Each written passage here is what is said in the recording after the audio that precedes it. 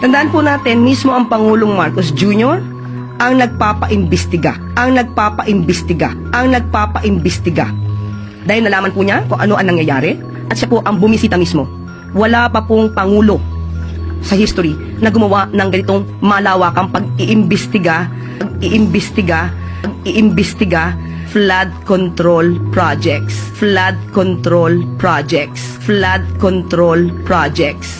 A few inches later. Kung seryoso lang talaga ang presidente, tapos na yan sa isang araw lang. Natuturo niya lahat na may kagagawa ng corruption sa budget, pero well, as you can see, parang nanonood tayo ng sarsuela.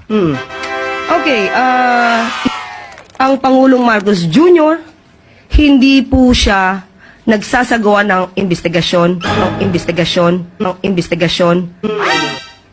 Nirerespeto ng Pangulo ang due process.